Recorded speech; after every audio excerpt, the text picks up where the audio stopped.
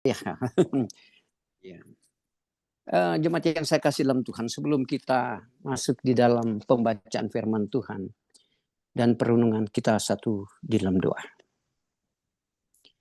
God, we ready gather together for listen your word. You are rock and dinger. Bless us. Thank you, Lord. Amin. Jemaat yang saya kasih dalam Tuhan Yesus Kristus, sebelum saya membacakan firman Tuhan, kiranya saya minta tolong ya, Mbak Lina bacakan firman Tuhan di dalam Kejadian 1 ayat 1 sampai dengan 31. Tapi sebelum itu saya akan membawakan satu pujian. Saya akan menyanyikan sebuah lagu Firman-Mu Pelita. Firman-Mu pelita bagi kakiku dan sebagai suluh pada jalanku. Firman Tuhan menerangi kakiku. Firman Tuhan terang pada jalanku. Ya, Ibu Lina, Kejadian 1 ayat 1 sampai 31. Allah menciptakan Allah menciptakan langit dan bumi serta isinya. Pada mulanya Allah menciptakan langit dan bumi. Bumi belum berbentuk dan kosong. Gelap gulita menutupi samudra raya dan roh Allah melayang-layang di atas permukaan air. Berfirmanlah Allah, jadilah terang. Lalu terang itu jadi. Allah melihat bahwa terang itu baik. Lalu dipisahkannyalah terang itu dari gelap. Dan Allah menamai terang itu siang dan gelap itu malam. Jadilah petang dan jadilah pagi. Itulah hari pertama. Berfirmanlah Allah, jadilah cakrawala di tengah segala air untuk memisahkan air dari air. Maka Allah menjadikan cakrawala dan ia memisahkan air yang ada di bawah cakrawala itu dari air yang ada di atasnya. Dan jadilah demikian. Lalu Allah menamai cakrawala itu langit. Jadilah petang dan jadilah pagi. Itulah hari kedua. Berfirmanlah Allah, hendaklah segala air yang di bawah langit berkumpul pada satu tempat, sehingga kelihatan yang kering. Dan jadilah demikian. Lalu Allah menamai yang kering itu darat, dan kumpulan air itu dinamainya laut. Allah melihat bahwa semuanya itu baik. Berfirmanlah Allah, hendaklah tanah menumbuhkan tunas-tunas muda, tumbuh-tumbuhan yang berbiji, segala jenis pohon buah-buahan yang menghasilkan buah yang berbiji, supaya ada tumbuh-tumbuhan di bumi. Dan jadilah demikian. Tanah itu menumbuhkan tunas-tunas muda, segala jenis tumbuh-tumbuhan yang berbiji, dan segala jenis pohon-pohonan yang menghasilkan buah yang berbiji. Allah melihat bahwa semuanya itu baik. Jadilah petang dan jadilah pagi. Itulah hari ketiga. Berfirmanlah Allah, jadilah benda-benda penerang pada cakrawala untuk memisahkan siang dari malam. Biarlah benda-benda penerang itu menjadi tanda yang menunjukkan masa-masa yang tetap dan hari-hari dan tahun-tahun. Dan sebagai penerang pada cakrawala, biarlah benda-benda itu menerangi bumi, dan jadilah demikian. Maka Allah menjadikan kedua benda penerang yang besar itu, yakni yang lebih besar untuk menguasai siang dan yang lebih kecil untuk menguasai malam, dan menjadikan juga bintang-bintang. Allah menaruh semuanya itu di cakrawala untuk menerangi bumi, dan untuk menguasai siang dan malam, dan untuk memisahkan terang dari gelap. Allah melihat bahwa semuanya itu baik. Jadilah petang dan jadilah pagi. Itulah hari keempat. Berfirmanlah Allah, hendaklah dalam air berkeriapan makhluk yang hidup, dan hendaklah burung berterbangan di atas bumi melintasi cakrawala. Maka Allah menciptakan binatang-binatang laut yang besar dan segala jenis makhluk hidup yang bergerak, yang berkeriapan dalam air, dan segala jenis burung yang bersayap. Allah melihat bahwa semuanya itu baik. Lalu Allah memberkati semuanya itu. Firman-Nya, berkembang biaklah dan bertambah banyaklah, serta penuhilah air dalam laut. Dan hendaklah burung-burung di bumi bertambah banyak. Jadilah petang dan jadilah pagi. Itulah hari kelima. Berfirmanlah Allah, hendaklah bumi mengeluarkan segala jenis makhluk yang hidup, ternak dan binatang melata, dan segala jenis binatang liar. Dan jadilah demikian. Allah menjadikan segala jenis binatang liar dan segala jenis ternak dan segala jenis binatang melata di muka bumi.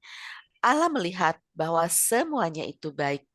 Berfirmanlah Allah, baiklah kita menjadikan manusia menurut gambar dan rupa kita, supaya mereka berkuasa atas ikan-ikan di laut, dan burung-burung di udara, dan atas ternak, dan atas seluruh bumi, dan atas segala binatang melata yang merayap di bumi.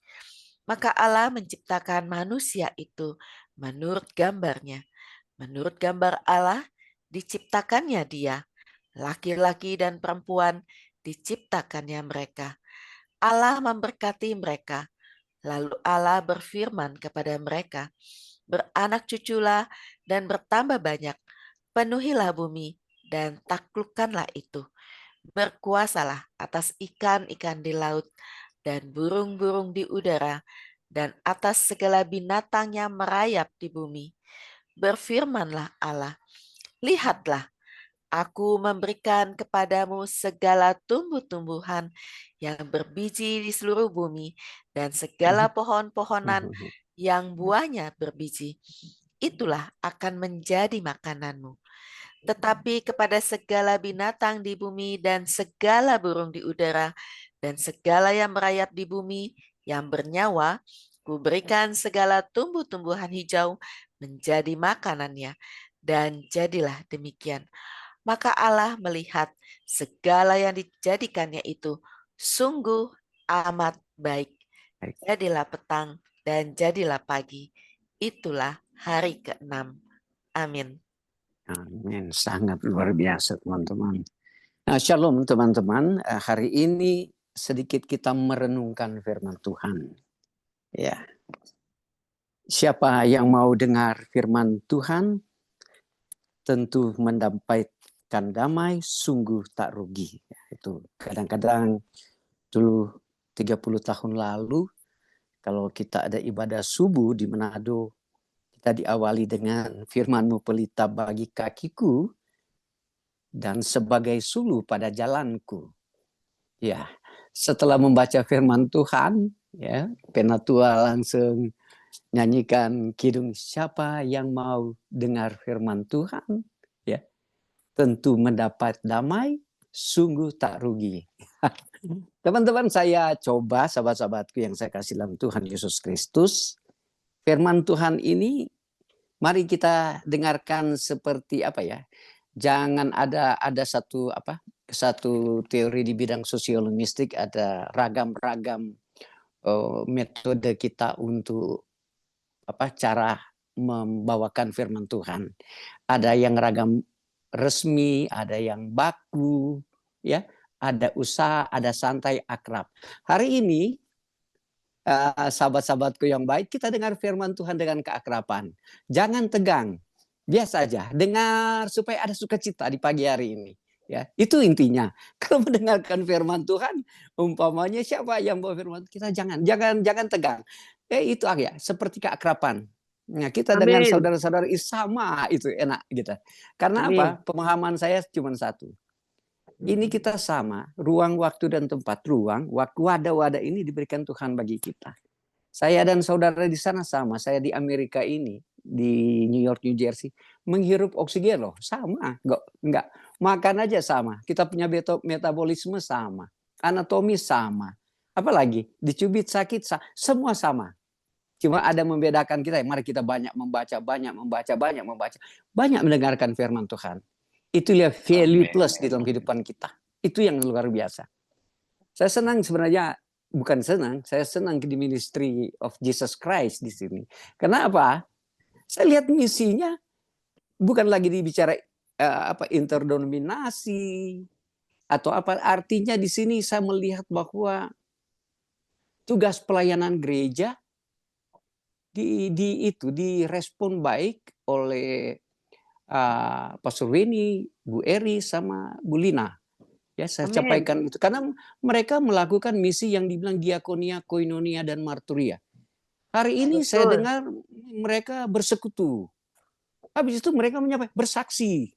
Setelah itu saya dengar, mereka berdiakonia. Oh, saya bilang ini luar biasa. Inilah saya bilang kesempurnaan gereja. Itu yang dibilang kesempurnaan. Itu saya dapat dulu waktu dapat pendidikan ya dulu. Bukan dari saya ya, jangan lagi waktu itu oh iya ya, inilah pelayanan gereja yang sempurna. Diakonia, koinonia dan marturia. Yes. Saya dengar Pak Eri Pastor Eri sudah lagi ke penjara. Ya. Tiba-tiba sudah lagi di pedesaan ya. Barangkali tiba-tiba udah di jalan memberi makan orang.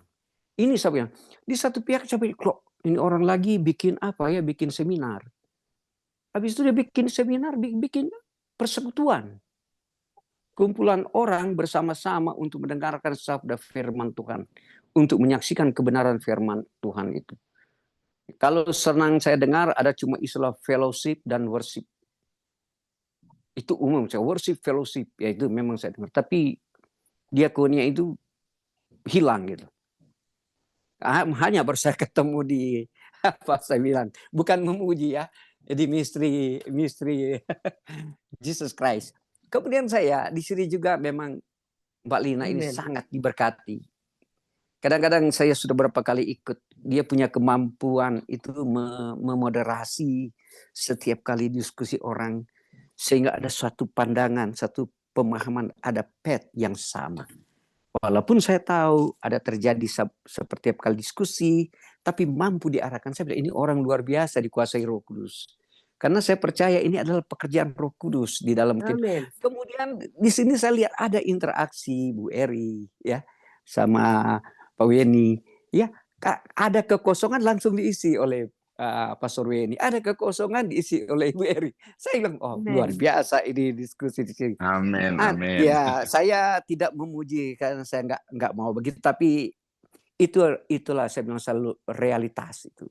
Reality itu realitas. Saya senang selalu bicara realitas itu. Ya. Realitas itu paling bagus sekali kalau orang yang benar-benar dia sudah datang kepada Yesus Kristus.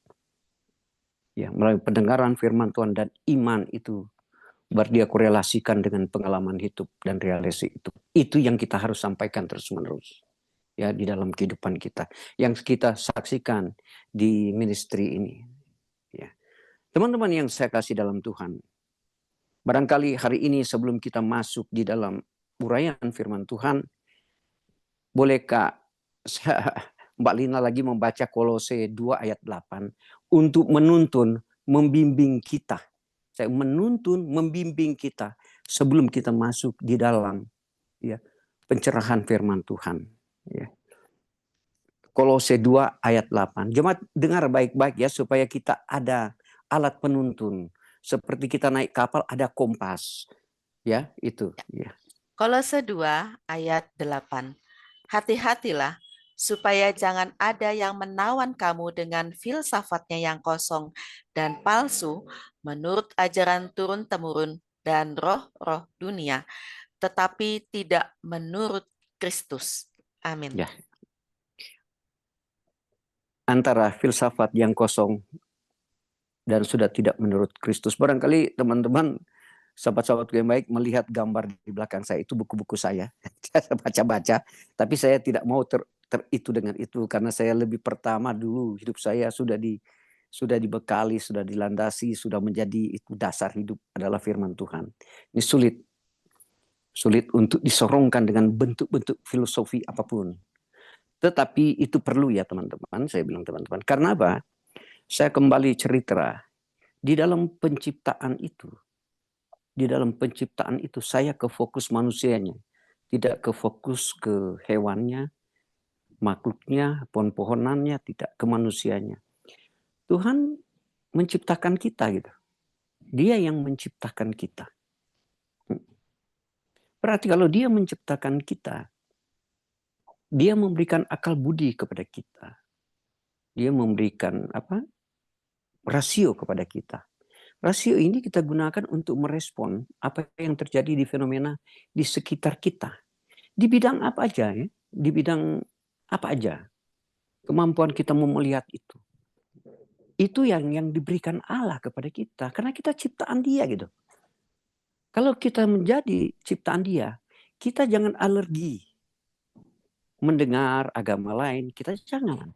Kita jangan alergi mendengar filsafat. Kita jangan alergi mendengar ilmu pengetahuan. Kita jangan alergi mendengar heretik lain gitu. Atau ajaran-ajaran, jangan.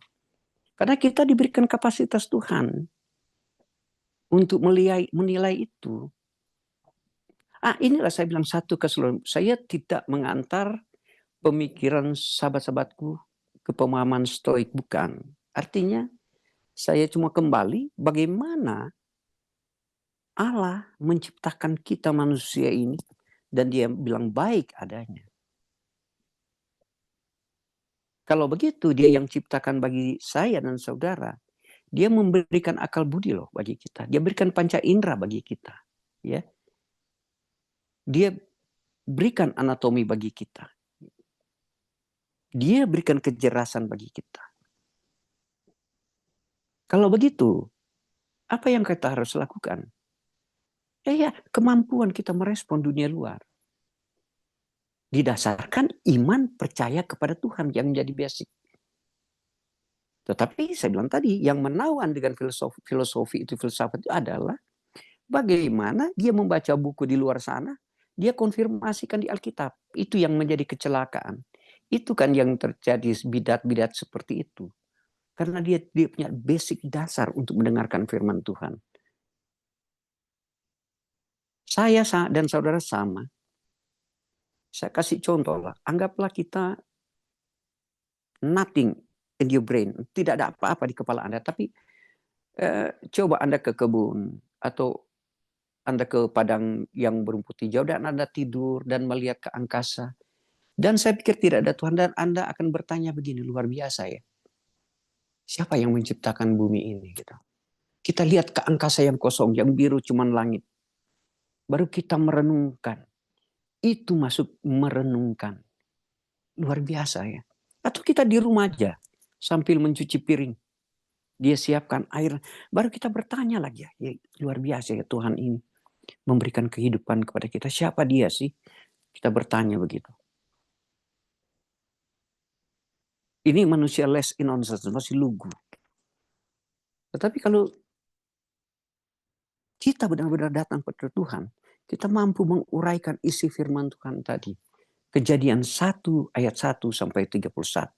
Bagaimana kemahakuasaan Tuhan menjadikan kalik langit dan bumi, alam jagat raya dan seisinya. Luar biasa karya Tuhan di dalam kehidupan kita. Memang kalau kita berpikir, ya, Tuhan menciptakan alam jagat raya ini bukan serta-merta dia menciptakan begitu aja. Kalau kita punya pendidikan akademis di mana-mana, contoh lah, tentu ada metode apa yang kita gunakan, ya, paket dasar pemikiran apa, latar belakang apa, itu biasa. Di firman Tuhan pun sama. Tuhan Allah itu tidak menciptakan secara serta-merta gitu. Dia menjadikan sesuatu. Akhirnya Tuhan itu menciptakan segala sesuatu itu, dia harus ada sistemnya dibikin. Ada mekanismenya. Oleh sebab itu saya senang kalau orang lagi khotbah dia jelaskan secara secara sistemikanya itu. Kemudian dijarkan ada metode, ada struktur. Itulah Allah kita. Artinya kalau kita bertanya balik, tidak serta-merta Tuhan bilang, jadilah manusia. Itu kan enggak. Dia kan mulai pada mulanya, ya kan, Allah menciptakan ini dia. Sistemnya begitu. Setelah dia menciptakan sistem itu ya, bumi, air, ya, kemudian dia ciptakan hewan, dia ciptakan tumbuh-tumbuhan, lain sebagainya. Terakhir dia ciptakan manusia. Kalau kita jalan pikir kita sehat merespon Tuhan, kenapa Tuhan Allah tidak menciptakan dari manusia, baru datang ke bawahnya. Nah, inilah yang disebut dengan istilah dulu yang kita baca inkontinent. Barangkali ini sudah bahasa ilmiah sedikit, tapi nanti teman-teman, atau disebut infallible, fallible, ya unfallible. Bahwa Tuhan itu adalah Tuhan yang sempurna dan mutlak. Yang kita tidak boleh bahas tentang itu. Dan Tuhan itu dari kekal sampai kekal. Itulah isi firman Tuhan. Itu yang kita baca tadi. Artinya di sini, teman-teman yang saya kasih, kenapa kalau kita renungkan, Tuhan terakhir menciptakan manusia. Dan manusia ini nanti hidup pergunakan alam sekitarnya yang menjadi makanan di dalam kehidupan kita. Karena apa? Kalau saya berpikir berenang kemarin, ini kalau manusia yang menjadikan manusia pertama Allah ciptakan barangkali ya, kita akan jadi serakah dan rakus. Kita akan merusak lingkungan hidup kita.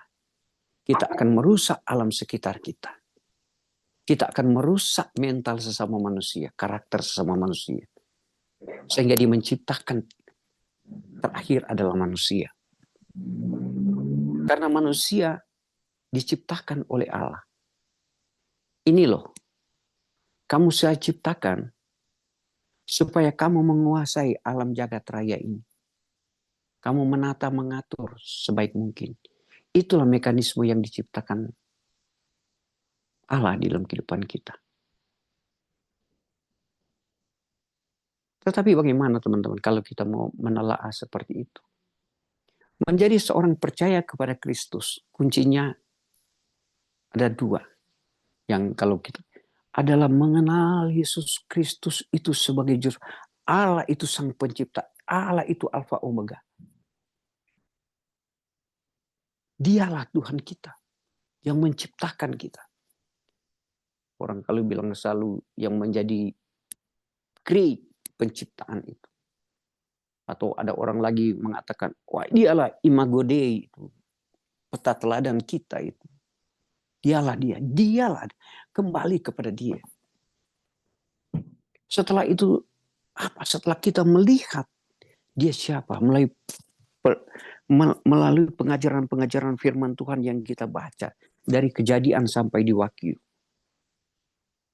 Kita imani itu. Kita menjadi apa? Patokan di dalam kehidupan kita. Menjadi fidelity di dalam kehidupan. Keyakinan itu. Kebenaran di dalam kehidupan kita. Kita lihat itu firman Tuhan dulu. Kemudian teman-teman, muncul filsuf-filsuf berbicara. Sia-sialah kalau kamu mengenal alam sekitarnya, batu, gunung, apalagi lembah. Kalau Anda tidak mengenal diri Anda. Dia bilang begitu. Itu akan menjadi sia-sia. Tetapi itu si filsuf yang banyak, Immanuel Kant lah dia, Socrates lah dia, semua sama. Mereka kutip di dalam firman Tuhan. Percaya teman-teman, coba buka di Ayub. Tentang arti filosofi hidup itu. Seperti kalimat-kalimat puitis yang disampaikan Ayub itu. Itu saya cuma, artinya maksud saya ini adalah kemampuan kita mengenal diri kita. Mengenal, orang bilang kalau orang ketiga bilang yourself, harus kenal diri dulu kita siapa.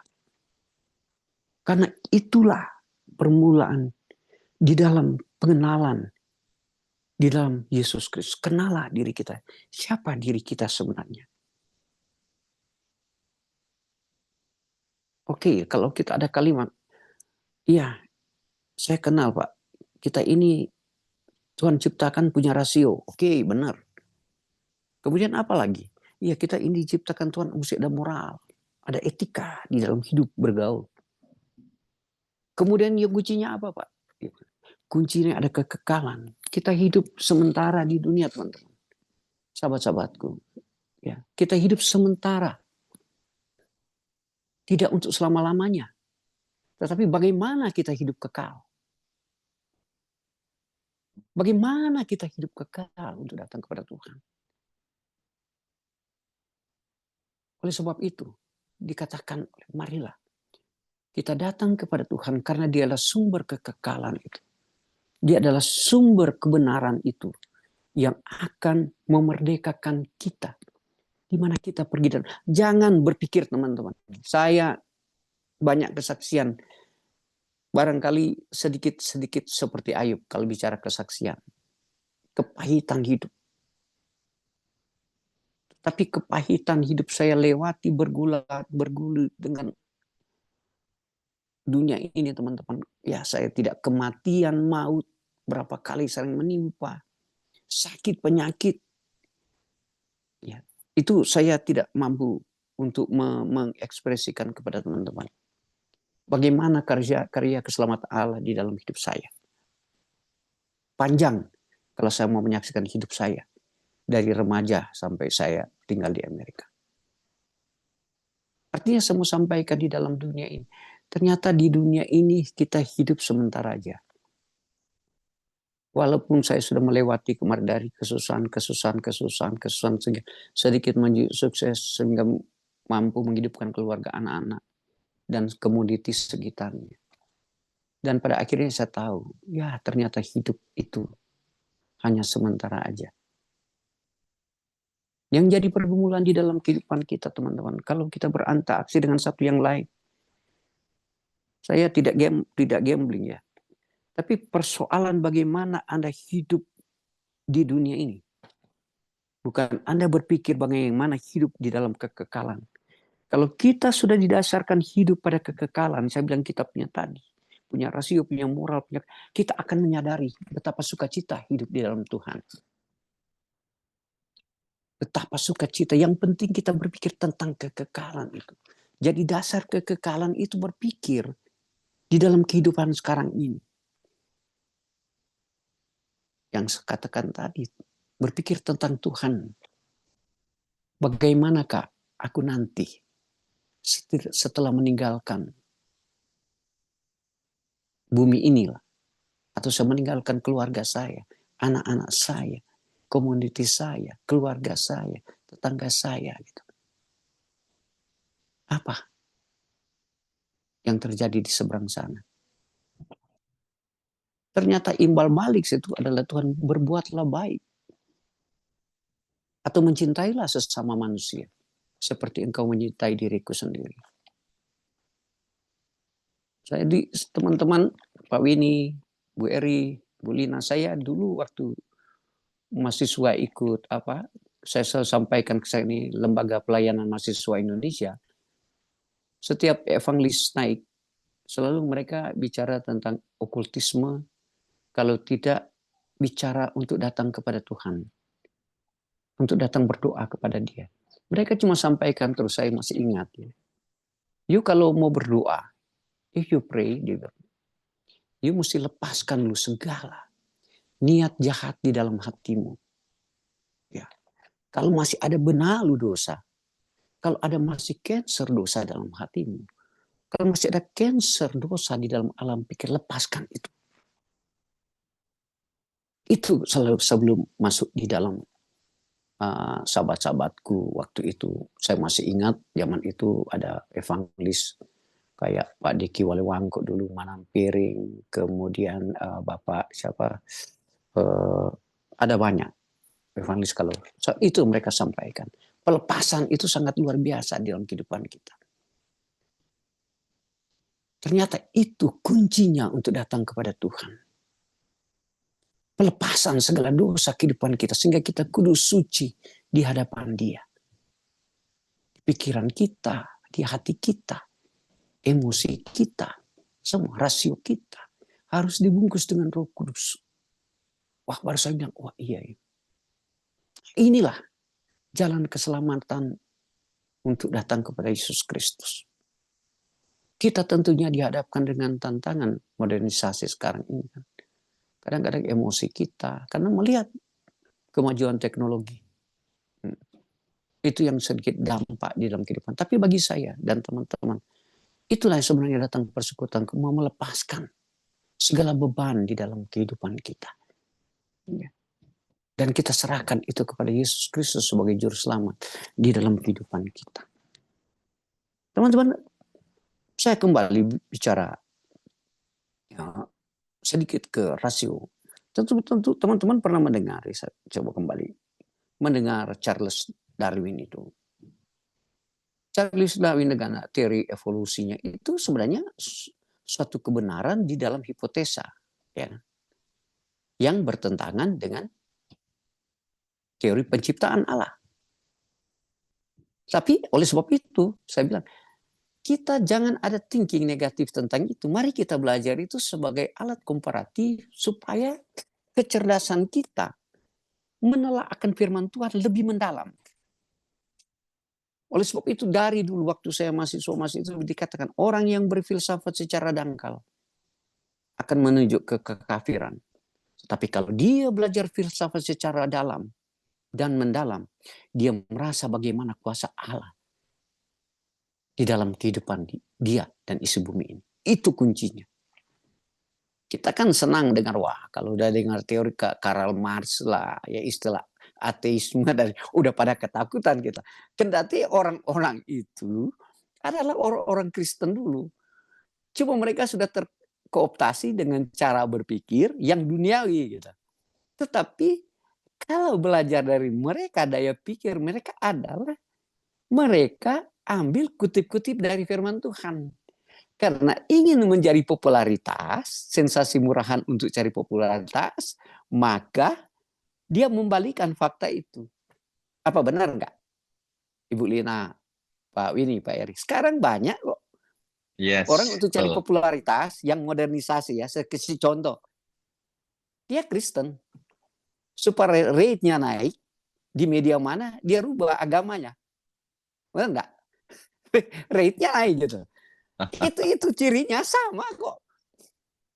Dia jadi mualaf. Rate-nya naik gitu.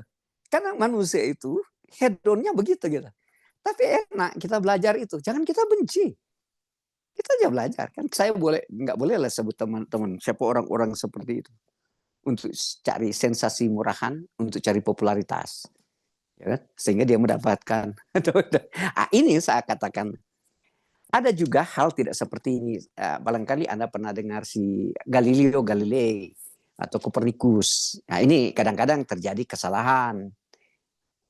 Si Galileo bilang ini heliosentris, geosentris kan. Waktu itu sudah ada si imam-imam, uskup-uskup yang luar biasa yang di dalam satu gereja yang memegang teguh tentang segala apa itu alam jagat raya ini. Mereka jadi sentral adalah bumi. Si Galileo Galilei, Kopernikus, apa semua, oh enggak. Yang jadi pusat itu adalah matahari, yang semua mengelilingi pematahari, bukan terbalik. Ya karena agamanya itu mempertahankan itunya, ya akhirnya orang itu dihukum. Ya, ada yang dihukum mati, ya ada yang tidak dihukum mati sehingga negara bersalah. Dia mengatakan, oh teori dia benar, ternyata bumi ini yang mengelilingi matahari. Itu sejarah-sejarah lama ya, sejarah-sejarah lama di dalam bidang keilmuan. Oleh sebab itu saya senang tadi kenapa saya ambil di kejadian ini gitu. Ya, mencerminkan ini kejadian satu bahwa inilah Tuhan menciptakan. Kemudian ada yang mengatakan bahwa bintang-bintang itu di Alkitab tadi dia mengatakan ada matahari yang menyinari meteor sehingga jadi bintang. Kemudian ada yang seperti matahari di atas langit sana yang mengeluarkan cahaya sendiri. Alkitab sudah tulis. Sudah dituliskan di Alkitab. Cuma mereka mengutip. Coba baca. Di Alkitab tadi udah ditulis ada yang bercahaya di sana mengeluarkan cahaya sendiri. Inilah saya mau teman-teman di sini supaya kecerdasan kita merespon fenomena yang ini, ilmu pengetahuan apalagi semua kita dapat itu. Kemudian ada istilah yang lama ya, teman-teman lebih banyak tahu dari saya, istilah survival of the fittest. Itu sebenarnya itu juga benar gitu. Tetapi kita itu kan ke arah yang positif, bukan negatif. Siapa yang berkuat, dia yang bertahan.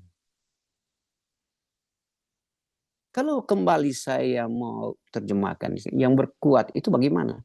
Dia bertahan adalah kemampuan kita jemaat mampu menelaah firman Tuhan setiap hari. Kita minta tuntunan Roh Kudus, baca firman, baca firman, baca firman setiap hari.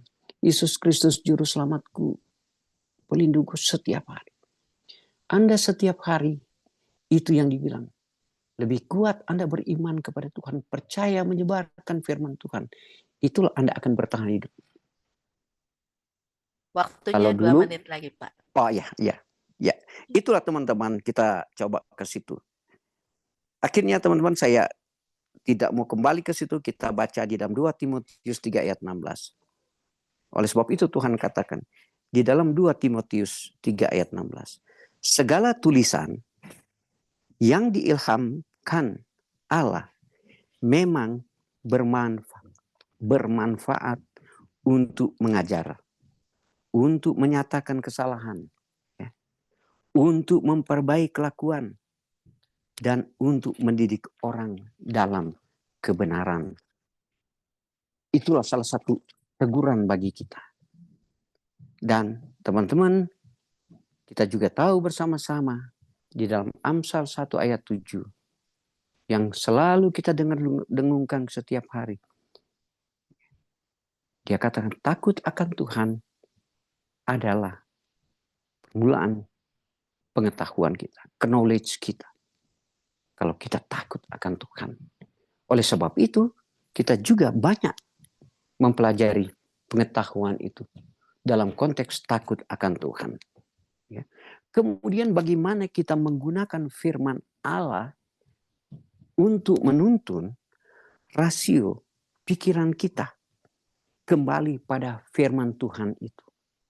Itulah anak-anak Tuhan. Penutup, Mbak Lina boleh baca Lukas 18 ayat 8.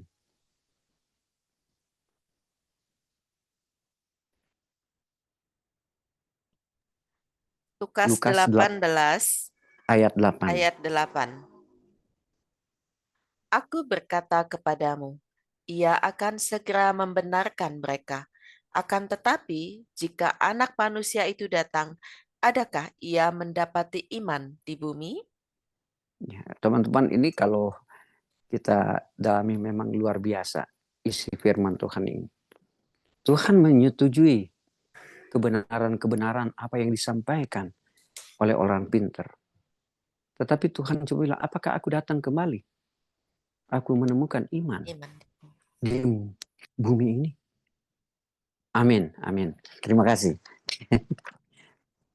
Thank you, Pastor Teddy. Luar biasa. Ya.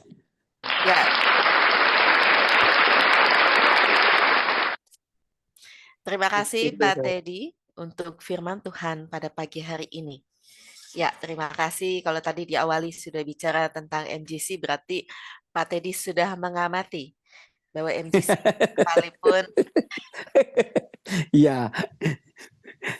Ya, jadi sekalipun MGC bukanlah sebuah lembaga resmi dalam arti bahwa seperti gereja, tetapi orang-orang yang ada di dalam MGC sudah melakukan 3 tugas gereja. Dan itu adalah tugas kita semua. Diakonia, koinonia, marturia. Dan juga dari setiap firman Tuhan yang disampaikan, bahwa kita harus hidup di dalam sukacita, kita hidup di dalam Tuhan, dan menjadikan firman Tuhan itu adalah pedoman di dalam kehidupan kita. Amin, amin. Ya. Dipersilakan kepada Bapak Ibu yang mau memberikan peneguhan atau mau mendiskusikan atau bertanya, dipersilakan. Apakah ada Ibu Yudi? Nah, Ya, Ya, saya silakan mau. Bu Yudi. oh Ibu Nora Oh dulu. ya ya. Hah? Silakan. Siapa nih, Ibu Nora atau Bu Yudi? Oh ya. Ya, Boleh. Ibu Nora dulu, silakan. Ya, makasih Ibu Lina. Terima kasih buat Bapak yang di Amerika yang Teddy. sudah memberikan Teddy, Pak. Pak Teddy. Pak Teddy, sorry, Pak Pak Teddy ya. Teddy. Terima kasih. Ya, memang luar biasa ya Tuhan menciptakan, kalau kita lihat di Kejadian 1 itu luar biasa Tuhan menciptakan alam ini ya, bagaimana dia menyediakan semua kebutuhan manusia, tumbuh-tumbuhan, hewan, lalu terakhirnya manusia, dan yang paling tinggi derajatnya itu kan memang manusia. Makanya bisa dibayangkan betapa hebatnya manusia. Kalau kita lihat sekarang, ada yang menciptakan pesawat, ada yang menciptakan hal-hal yang luar biasa ya. Nah, makanya seperti yang Pak Teddy bilang itu, seperti Charles Darwin itu, dia menciptakan teori evolusi, the origin of species. Hebat sekali memang. Tapi kembali lagi kita lihat di akhir hidupnya Charles Darwin itu, ya menyedihkan. Dia meninggal, ya, meninggal karena kesepian dan juga penyakit. Karena apa? Hanya digigit serangga. Hanya digigit serangga, lalu meninggal. Padahal dia seorang anak dan cucu seorang medis yang luar biasa. Nah, jadi nggak kedengeran apa-apa, Ibu. Iya. Di saya terdengar jelas. Saya bingung. Iya, tempat saya tadi hilang. Nggak apa-apa, lanjut. Jadi saya mau katakan, seberapapun hebatnya manusia, ya memang kita tidak sanggah kehebatan manusia. Tapi bila tidak, ya, atau berlawanan dengan firman Tuhan, seberapapun hebatnya, ya kembali lagi, ya, tidak sia-sia kata pengkhotbah. Jadi ya pergunakanlah kehebatan kita memang untuk memuliakan Tuhan. Itu aja sih ini komentar saya. Makasih. Ya, terima kasih Ibu Nora untuk peneguhan firman Tuhan pada pagi hari ini. Kita diingatkan bahwa kembali semuanya adalah kepada Tuhan untuk kemuliaan bagi nama Tuhan. Ya, selanjutnya Ibu Yudi, silakan Bu Yudi. Dipanggil Bu Lina, pokoknya saya kalau dipanggil komen aja. Jadi Bu Lina, prolog dari Pak Teddy bagi saya nih, saya nggak berani lagi Bu Lina. Pak Teddy ini filsuf loh. Itu pembicaraan semua filsuf, jadi tinggi sekali loh ilmunya loh. Dia membicarakan Socrates, Aristoteles, mungkin nggak ada waktu aja suruh ngomong Plato dan lain-lainnya. Tadi ada kata-katanya sekali yang luar biasa itu, kita harus mempunyai akal budi, kita mempunyai rasio dalam merespon kita bidang apa. Itu emang orang filsuf itu tidak boleh negatif thinking ya Pak Teddy ya? Iya, benar. Sampai message Pak Teddy bagi saya, wah, saya udah nggak berani komen saya burnya karena ini ilmu tinggi banget.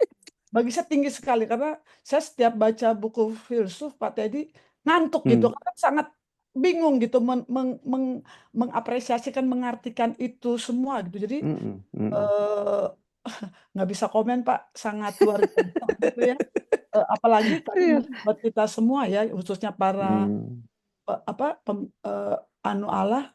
Pak Teddy tadi menyampaikan, emang para filsuf itu tidak pernah membeda-bedakan, jangan pernah menegasikan agama lain tadi Pak Teddy ya. Benar, tidak boleh gitu. Jadi kita ambil ilmu mereka ya Pak Teddy ya, yang semuanya kembalikan ke Alkitab. Saya pikir bagi kita semuanya pelajaran ini SKS-nya tinggi sebenarnya nih. Luar biasa. Pelajaran yang saya paling sulit Pak Teddy menguasai itu karena Pak Teddy membawa bahasa-bahasa filsuf tinggi, Socrates dan lain-lain. Terima kasih Bu Lina, luar biasa Pak Teddy. Terima kasih. Ya, terima kasih Bu Yudi. Ya Bu, bahasanya bahasa filsuf ya. Ya, selanjutnya ada Ibu Eri yang sudah resen. Bu Eri. Aduh. Silakan Bu Eri.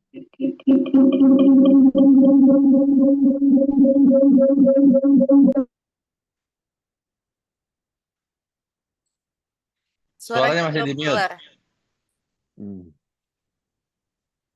Suaranya masih di mute ya, Oke. Iya. Nah, shalom, Shalom. Oh, luar biasa. Thank you, Shalom. Bu Lina, Pastor Teddy, luar biasa.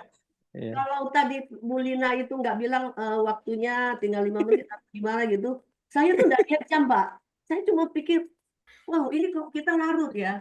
Apa yang Pak Teddy katakan itu kok terlalu cepat habisnya gitu.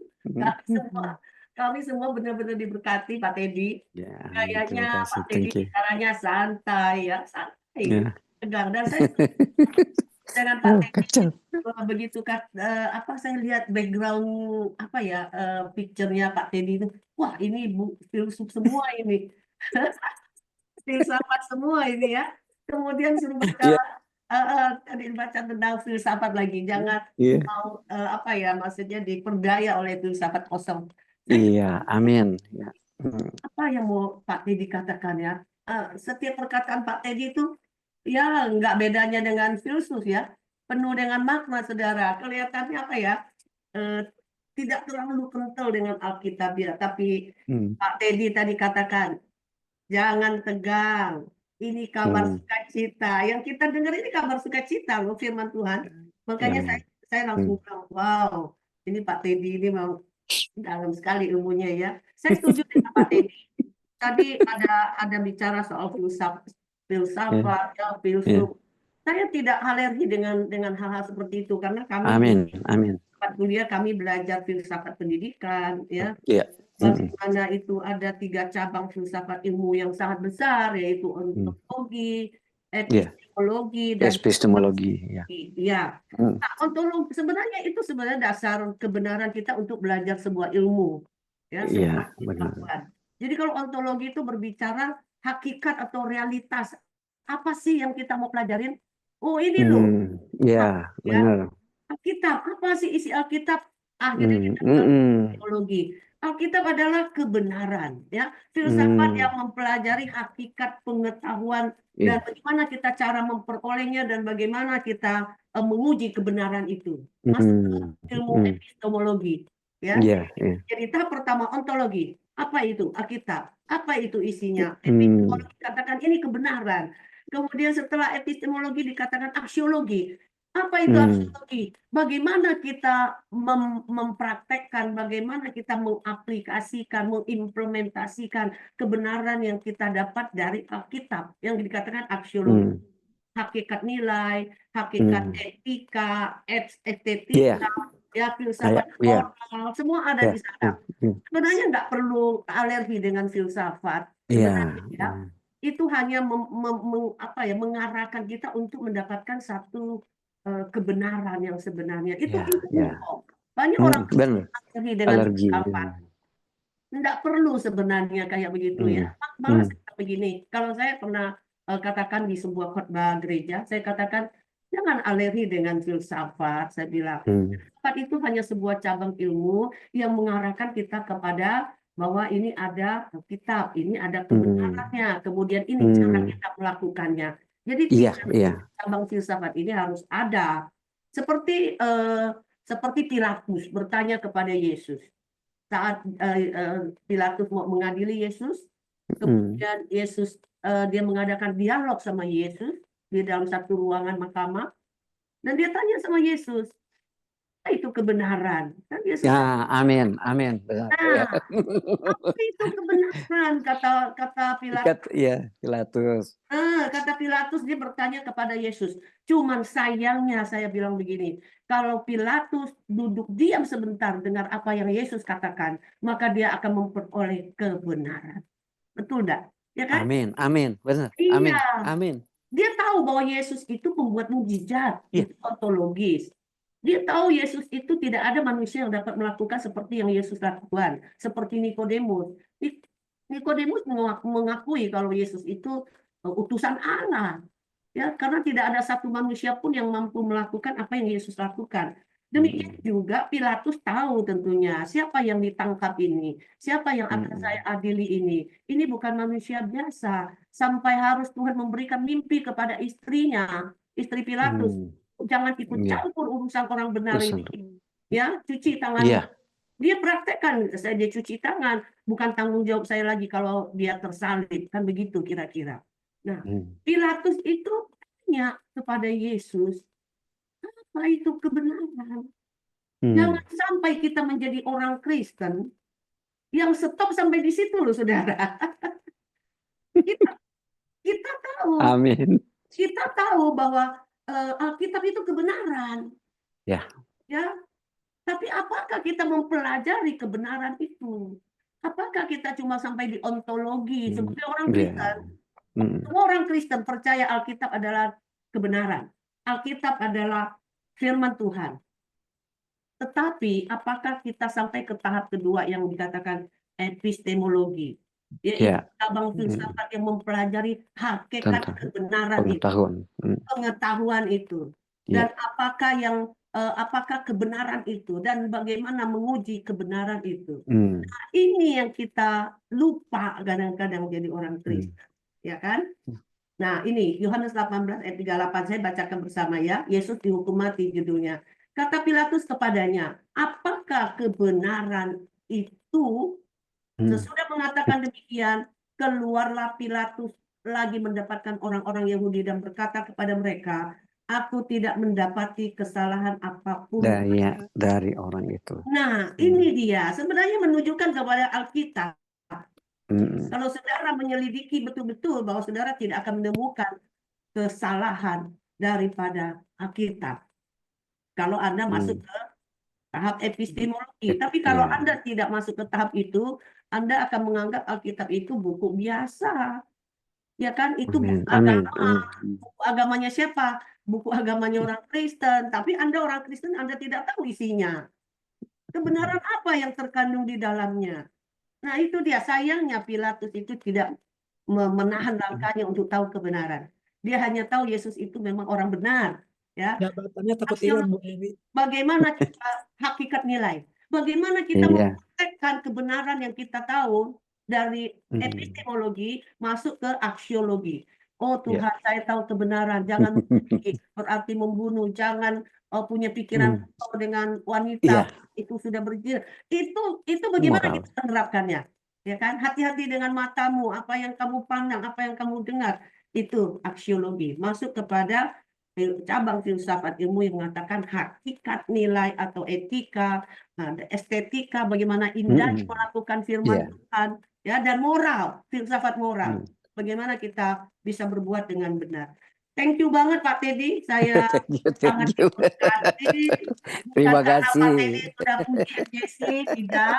MJC berusaha melakukan 3 tugas gereja, yaitu ada koinonia dan ada diakonia. Itu kesempurnaan gereja. Kami berusaha kembali kepada jemaat mula-mula Pak Teddy. Doakan. Ya, amin.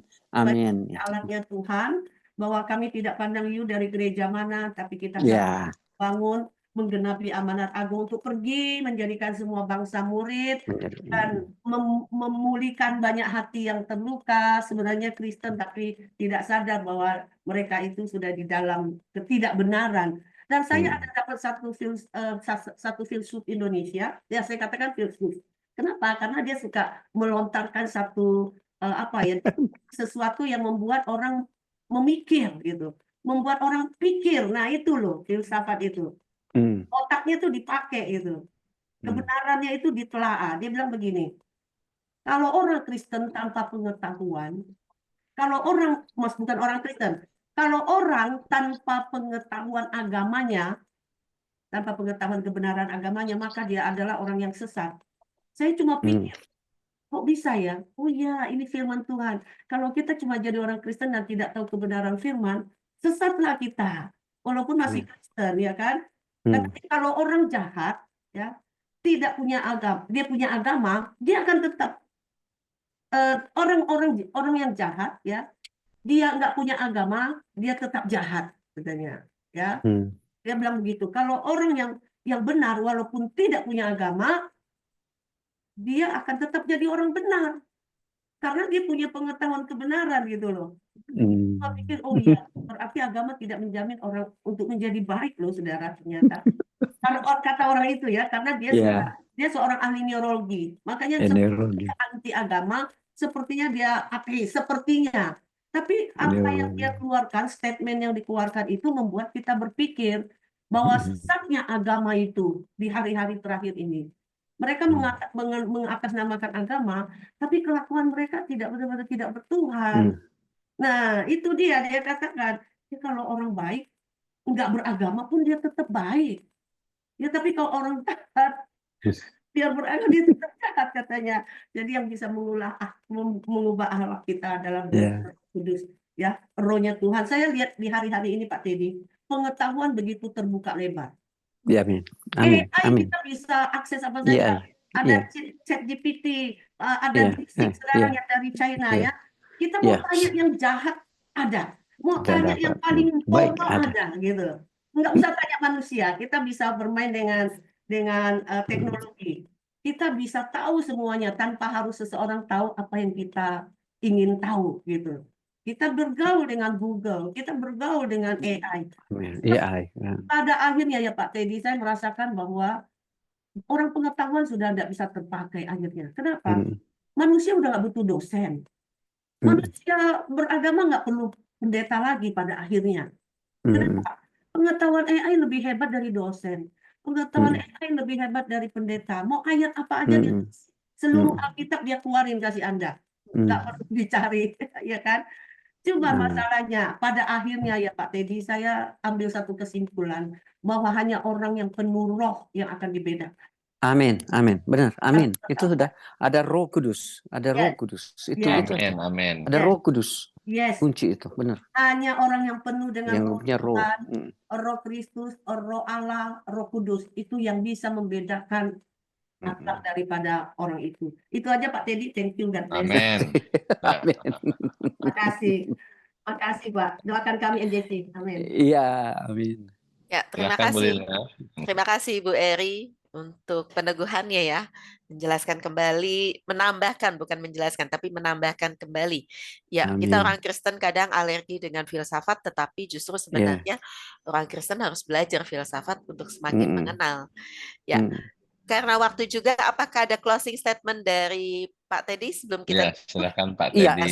Saya akan, tadi bukan saya mau bantah Bu Eri ya. Saya dengar dari Stella Christie, ada pakar AI, tapi sebenarnya satu kali saya minta mohon kalau Bu Eri sama Pak Winnie undang Ibu Maria Lantu. Dia sebenarnya orang yang paling pinter, bukan si Stella ini. Saya mau jelaskan Pak Ibu Pastor Eri tentang AI dan generative pre-train transformer. Dia jelaskan itu seperti Ibu Eri jelaskan tadi. Kita membaca sesuatu itu, kita menggunakan Roh Kudus sehingga drive itu ada di dalam diri kita. Saya tadi berkhotbah ya, metode impromptu ya. Saya tidak pakai GPT, saya nggak pakai Alexa, saya nggak pakai Siri. Cuma coba menelaah ini yang ada Roh Kudus, menelaah firman Tuhan itu. Itu luar biasa. Kalau kita cuma copy paste, itulah yang kejadian, yang kesalahan. Cuman tidak menggunakan Roh Kudus. Oleh sebab itu selalu luar biasa di tempat ini, setiap orang, Tuhan minta tuntunan Roh Kudus di dalam kehidupan saya. Saya dimampukan untuk menyampaikan. Itu kesimpulannya. Teknologi tidak akan menguasai Alkitab. Tidak akan menguasai firman Tuhan. Anda mau berdalil dengan saya, tidak akan. Kalau filosofi cuma bilang apa tuh filosofi itu cuma bagaimana orang mencintai kebijaksanaan. Orang pintar Aristoteles katakan seperti jikalau nggak salah tahu, dia cuma bilang saya tidak tahu apa-apa, dia bilang. Tapi cuma satu yang saya tahu. Aristoteles bilang kepada muridnya, saya tidak tahu apa-apa, tapi hanya satu yang saya tahu. Murid kejar sama dia, dikasih penasaran muridnya. Akhirnya Aristoteles jawab, saya tahu cuma satu, bahwa saya tidak tahu apa-apa. Itu firman Tuhan. Cuma Tuhan Yesus yang sumber kebenaran itu, waktu dia belum ketemu, sebenarnya sumber daripada sumber kebenaran untuk memerdekakan kita adalah Yesus Kristus. Tapi dia belum tahu. Apa yang dikatakan oleh Konfusius? Dia bilang, kalau you tahu, katakan ya tahu. Kalau tidak tahu, katakan tidak tahu. Itulah tahu. Itulah firman Tuhan. Udah paham sekali. Tadi bicara epistemologi, ontologis, itu bagaimana pengetahuan untuk kita tahu. Artinya di sini mau mengajarkan, saya tadi pakai rasio lagi. Artinya kita jemaat di sini harus kritis, kreatif, analitik, dan konstruktif. Sehingga kita tidak ada kalimat bilang menghakimi. Di waktu tidak sampai dalam konstruktif, sifat membangun, masih kedua kita sudah ada kalimat bilang menghakimi. Karena kita tidak kritis, ya, analitis, kreatif. Kreatif itu yang tadi penciptaan. Itu kan create.